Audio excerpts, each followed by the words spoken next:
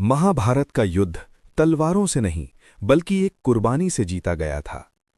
लेकिन उस योद्धा का नाम आज भी ज्यादा लोग नहीं जानते। ये कहानी है एक ऐसे योद्धा की जिसका नाम इतना ज्यादा नहीं लिया जाता, लेकिन जिसकी कुर्बानी के बिना महाभारत का युद्ध शायद जीता ही नहीं जा सकता था। ये कहानी है घटोत्कच के बलिदान की। घटोत्कचा न पूरी तरह मानव था, न पूरी तरह राक्षस। वो था भीम और हिडिंबा का पुत्र। उसका शरीर पहाड़ों जैसा बड़ा, आंखों में आग और शक्ति अपार। बचपन से ही उसमें एक अजीब सा बल था जो किसी भी योद्धा के सामने उसे अलग बनाता था। लेकिन उसके अंदर सिर्फ शक्ति ही नहीं, एक वफादार दिल भी था। समय बीता और महाभारत का युद्ध शुरू हो गया। कुरुक्षेत्र की भूमि तलवारों की टकराहट से गूंज उठी। पांडव और कौरव अपनी पूरी शक्ति के साथ लड़ रहे थे। हर दिन कोई ना कोई महान योद्धा गिर रहा था। और फिर रात का समय आया। एक ऐसा समय जहां घटोत्कच की शक्ति अपने चरम पर होती थी। समय बीता और महाभारत का युद्ध शुरू हो गया। कुरुक्षेत्र की भूमि तलवारों की टकराहट से गूंज उठी। पांडव और कौरव अपनी पूरी शक्ति के साथ लड़ रहे थे। हर दिन कोई न कोई महान योद्धा गिर रहा था। और फिर रात का समय आया। एक ऐसा समय जहां घटोत्कच की शक्ति अपने चरम पर होती थी। जैसे ही अंधेरा छाया, घटोत्कच ने युद्ध भूमि में प्रवेश किया। उसकी गरज से पूरी कौरव सेना कांप उठी। वो आसमान में उड़ता, अपने रूप बदलता, एक से अनेक बन जाता। किसी को समझ नहीं आ रहा था कि उससे कैसे रोका जाए। वो सेना को तोड़ रहा था, रथ पलट रहा था और हर तरफ सिर्फ विनाश हो रहा था। कौरव सेना हार के किनारे पर थी।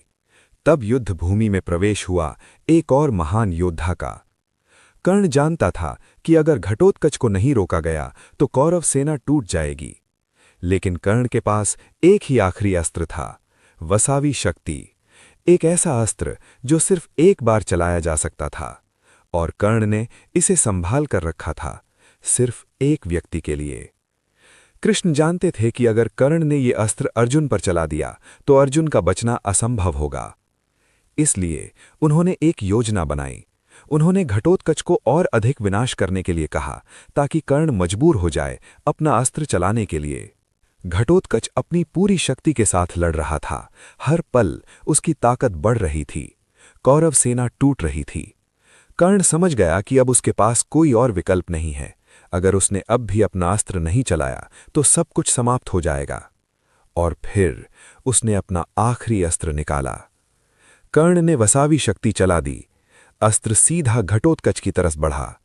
उस पल घटोत्कच सब समझ गया। उसने अपने शरीर को और बड़ा कर लिया ताकि गिरते वक्त और ज्यादा कौरव सेना को अपने साथ ले जा सके। और फिर एक भयानक धमाके के साथ वो धरती पर गिरा। उसकी मौत ने हजारों दुश्मनों को अपने साथ ले लिया। सब सोच रहे थे कि कृष्ण दुखी होंगे, लेकिन कृष्ण मुस्कुरा रहे थे, क्योंकि वो जानते थे आज घटोत्कच नहीं मारा, आज अर्जुन बच गया है। और ये युद्ध अब पांडवों के पक्ष में झुक चुका है। घटोत्कच की कहानी हमें सिखाती है, कभी कभी जीतने के लिए सबसे बड़ी कुर्बानी देनी पड़ती है। और कुछ योद्धा जीतने के लिए नहीं, जीत दिलाने के लिए पैदा होते हैं।